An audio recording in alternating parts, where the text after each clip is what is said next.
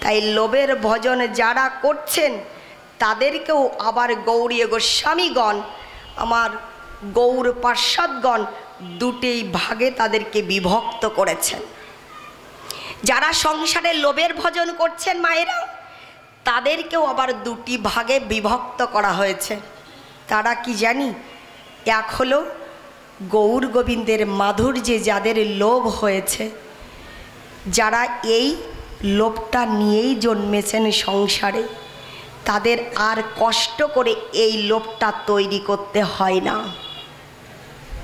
যারা লোভ নিয়েই জন্মেছেন তাদের আর কষ্ট করে এই লোভরূপ সম্পত্তিটা তৈরি করতে হয় না, তারা পেয়েই আছেন, আপন ইচ্ছাই পেয়ে আছেন। যেমন করে আপনার সন্তান, আপনার ছেলে, আপনার সম্পত্তি, আপনার প্রপার্টি পেয়েই আছে, তাকে ওই সম্পত্তি পাওয়ার জন্য মামলা মকদ্দমা করতে হয় না, হয় নাকি? এই শিক্ষিত সুধী সমাজ যারা বসেছেন আর দাঁড়িয়ে আছেন, আপনার সম্পত্তি প্রপার্টি পাওয়ার জন্য আপনার সন্তানকে কি মকদ্দমা করতে হয়, মামলা করতে হয়? ও পেয়েই আছে, আপন ইচ্ছাই পেয়ে যায়। ঠিক তদ্রূপভাবে যারা লোভে নিয়েই জন্মেছেন তাদের আর কষ্ট করে এই লোভরূপ সম্পত্তিটা তৈরি করতে হয় না, তারা পেয়েই আছেন, আপন ইচ্ছাই পেয়ে আছেন। আর এক হয় কি জানি? যারা লোভটা নিয়েই জন্মেছেন তানারা যদি অকপটে কাউকে কৃপা করে তাহলে জয় জয় নিতাই গৌর সীতানাথ প্রীতি প্রেমানন্দে হরি বল।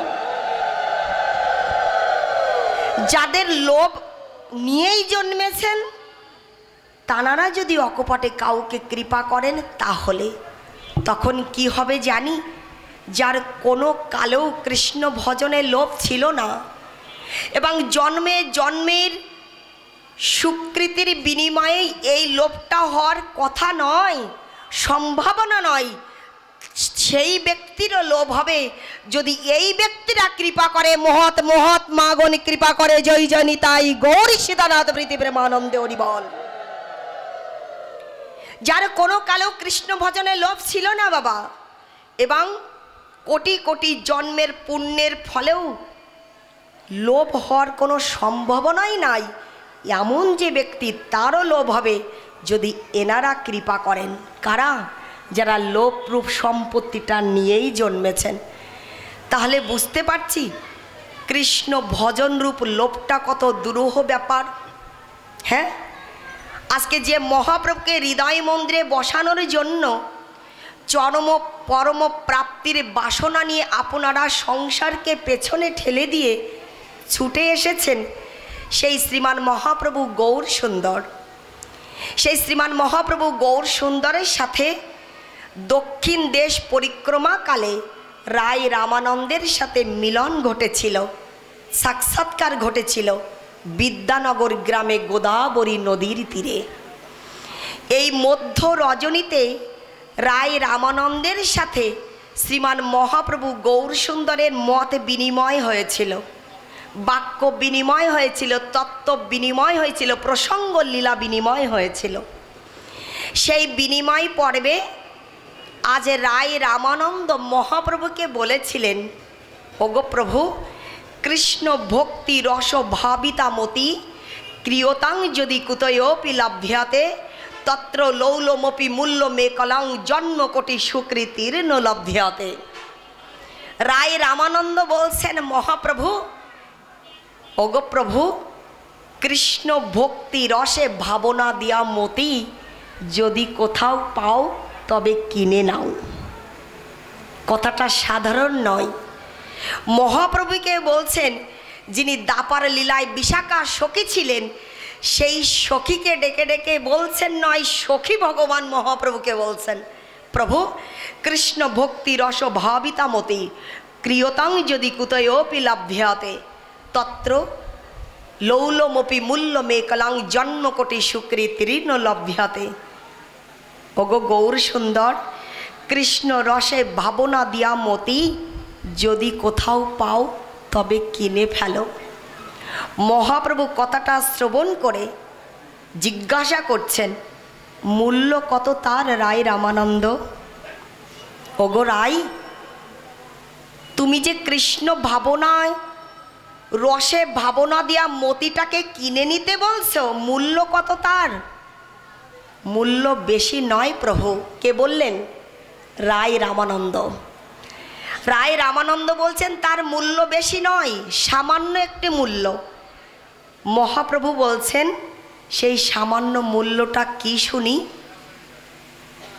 রায় রামানন্দ বলছেন তজ্জন্মকোটি সুকৃতির্ন লভ্যতে।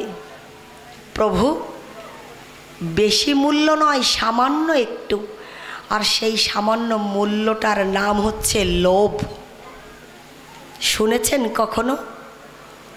আমার চেনা পরিচিত জন জানারা এসেছেন, উপনীত অংশগ্রহণ ঘটিয়েছেন।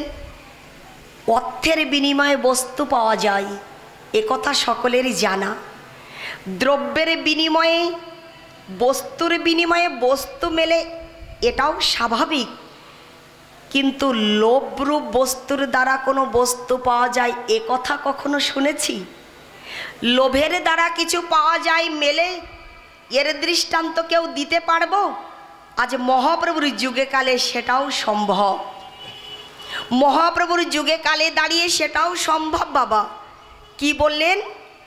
যে লৌলমপি মূল্য মেকলাম, তার মূল্যটা টাকা কড়ি নয় গো প্রভু, লোভটাই তার একমাত্র মূল্য। সেই লোভটা কোথায় পাওয়া যাবে শুনি? মহাপ্রভু জিজ্ঞাসা করছেন রায় রামানন্দের কাছে, সেই লোভটা কোথায় পাওয়া যাবে? বললেন তজ্জন্মকোটি সুকৃতির্ন লভ্যতে। আপনি সুন্দরভাবে বসতে পারতেন প্রভু যদি ওই লোভটা পাওয়া যেত, কিন্তু জন্ম জন্ম পুণ্যের ফলেও সেই লোভটা পাওয়া যায় না। জন্ম জন্মের পুণ্যের প্রভাবেও সেই লোভটা পাওয়া যায় না। তবে আবার পাওয়া যায় কি করলে জানি?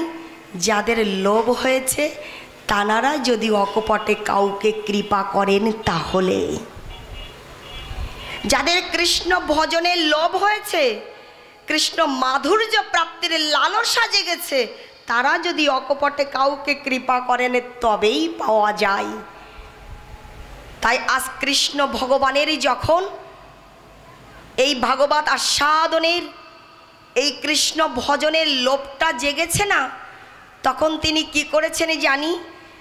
দর্শন, স্মৃতি, শ্রুতি, পুরাণাদি, উপপুরাণাদি ভাগবত মহাপুরাণকে ডেকেছেন।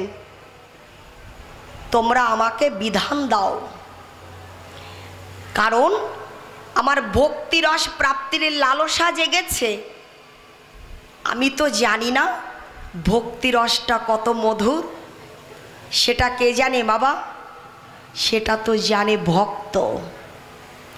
আমি তো জানি না ভক্তিরস আস্বাদনের আনন্দটা কীরূপ, এটা ভক্ত জানে।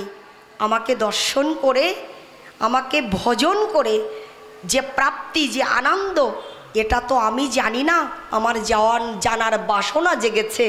তোমরা আমাকে বিধান দাও, তোমরা আমাকে উপদেশ দাও, বলে দাও এখন আমার কি করতে হবে। শাস্ত্রগ্রন্থ করজোড়েই এসে দাঁড়িয়েছেন প্রভুর সম্মুখে। প্রভু আমাদের ডেকেছেন? হ্যাঁ ডেকেছি, তোমরা বিধান দাও, তোমরা আমাকে উপদেশ দাও।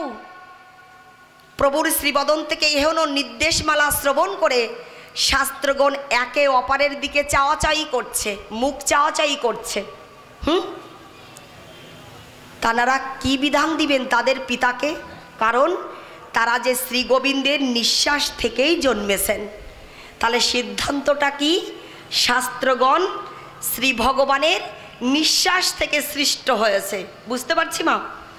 তাহলে ভগবানের নিঃশ্বাস থেকে সৃষ্ট হয়েছেন, জাত হয়েছেন, উদ্ভূত হয়েছেন। তারা তাদের পরম পিতাকে কি উপদেশ দিবেন, কি অ্যাডভাইস দিবেন? তাই মুখ চাওয়াচাই করছে, একে অপরের দিকে চাওয়াচাই করছে। সমাধানটা করলেন কি জানি? তারা সমন্বয় ঘটিয়ে ভাগবত মহাপুরাণের কাছে এসে দাঁড়ালেন। ভাগবত মহাপুরাণকে ডেকে ডেকে বলছেন, অমাল পুরাণ ভাগবত প্রভু তুমি বিধান দাও, তুমি বিধান দাও। আমরা কি বিধান দেব আমাদের পিতাকে? কারণ আমরা তো ভগবানের নিঃশ্বাস থেকেই সৃষ্টি হয়েছি। আমাদেরকে তো ভগবানকে, পরম পিতাকে উপদেশ দেওয়াটা শোভা পায় না, সেটা সমুচিত হয় না। তাই তুমি বিধান দাও, আমরা আর পিতাকে কি বিধান দিব? ভাগবত প্রভু তখন বিধান দিতে দাঁড়িয়েছেন, সিদ্ধান্ত দিচ্ছেন কি জানি মা, লক্ষ্য করে দেখো। আমার গোবিন্দের চরণচ্যুতা, মহাদেবের জটাজুট উদ্ভূতা, স্বর্গের মন্দাকিনী, যিনি স্রোতস্বিনী হয়ে তরঙ্গায়িনী হয়ে চরম পরম স্রোত ধারায় প্রবহমান হয়ে বয়ে চলেছেন, এই গঙ্গা মাতা গোস্বামিনী হচ্ছেন সমস্ত নদী সমূহের মধ্যে শ্রেষ্ঠা। জগতে যত যত নদী মাতা আছেন না, এই নদী সমূহের মধ্যে আমার গঙ্গা মাতা হচ্ছেন শ্রেষ্ঠা।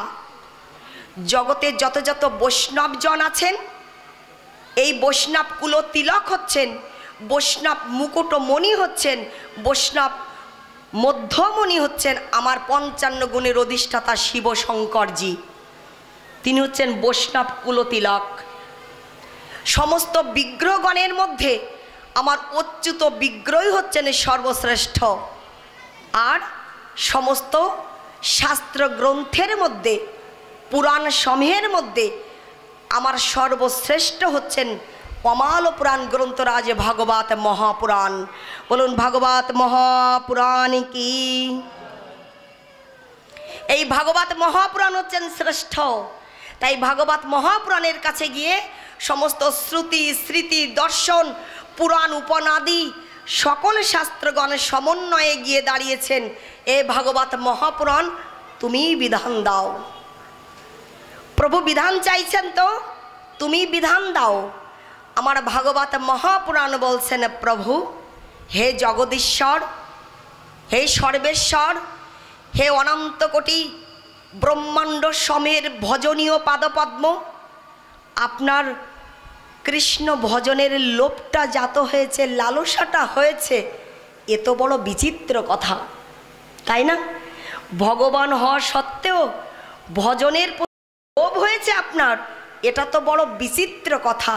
কিন্তু প্রভু বিধান তো দুরকম হবে না, একই রকম হবে। যে বিধানে জগতে জীব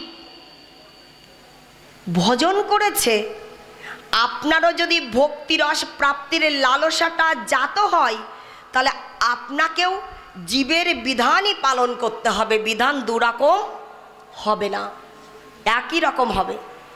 যে বিধানে জীব ভক্তি লাভ করেছে, সেই বিধানটা আপনাকেও পালন করতে হবে। যে জীব জগতে বাসী যে বিধানটা পালন করে শিরোধার্য করে কি করেছে? ভজন করেছে। যদি আপনার ভজন করবার ইচ্ছা হয়, লোভ হয়, তাহলে আপনারও কি করতে হবে? জীবের বিধানেই আপনাকে ভজন করতে হবে। বিধান দুই রকম হবে না, একই রকম হবে। আমার কৃষ্ণ ভগবান জিজ্ঞাসা করছেন, সেই বিধানটা কি শুনি? বললেন, সেই বিধান তো আমরা অনেক পূর্বেই, অনেক আগেই দিয়ে দিয়েছি। কি বিধান দিয়েছ তোমরা? কেন প্রভু আপনি শোনেননি? আমি জড়ভরত উপাখ্যানে আমি প্রহ্লাদের চরিত্রে বলেছি যে মহতের পদধূলির দ্বারা মস্তক অভিষিক্ত না হলে, সর্বাঙ্গ ভূষিত না হলে হরিভক্তি লাভ করা যায় না। জয় জনিতাই গৌর সীতানাথ প্রীতি প্রেমানন্দে হরিবল।